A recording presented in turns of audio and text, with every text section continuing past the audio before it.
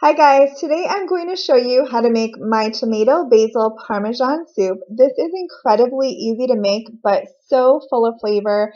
My guys love this. I love it. I hope you will too. So stay tuned and I'll show you how to make it.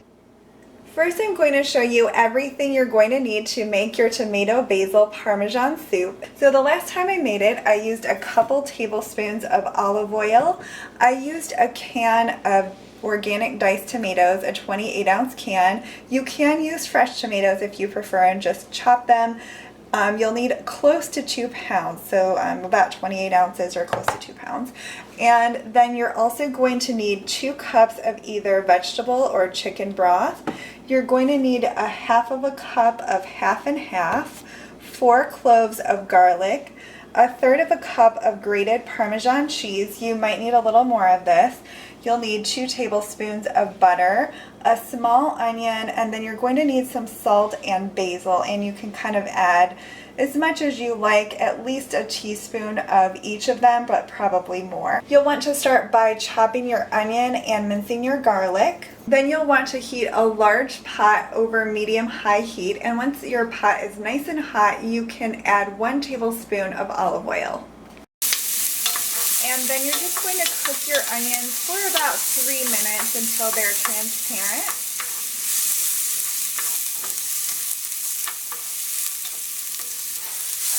Then you're going to add your garlic and just saute that for another minute. Garlic burns pretty quickly, so you'll just want to saute it for about a minute until it's cooked through. Then you can add another tablespoon of olive oil and your drained tomatoes.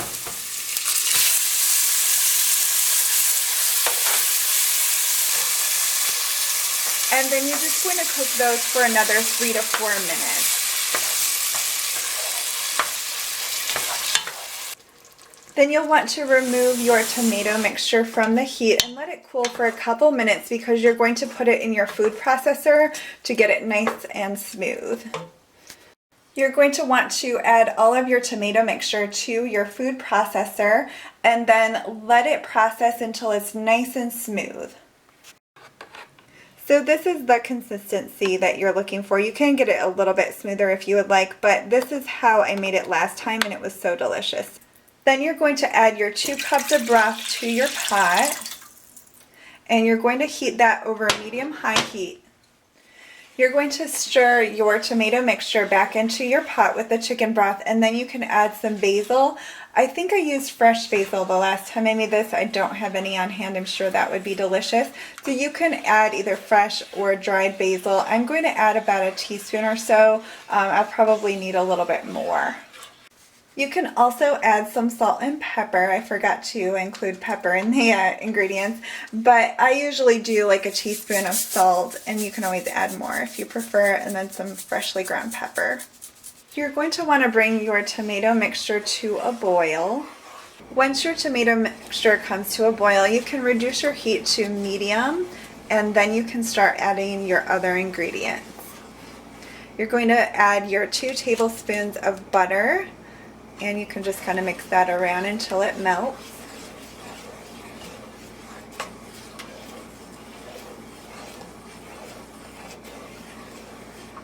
You're also going to add your half of a cup of half and half, and just kind of stir that in.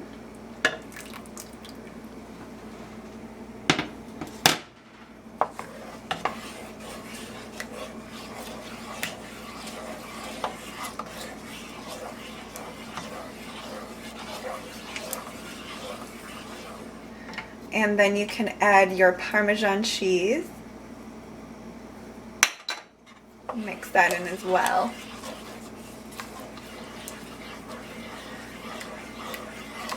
And then you can definitely taste it at this point and see if you want to add some more seasonings. You can always season it again at the end as well.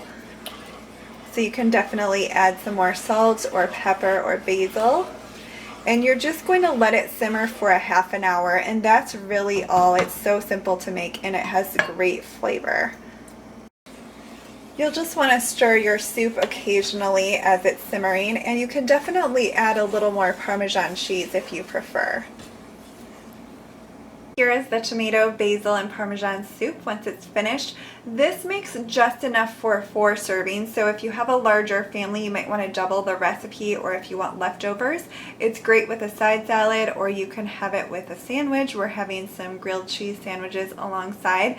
I hope you enjoyed this very simple recipe, and let me know if you give it a try. Thank you so much for watching.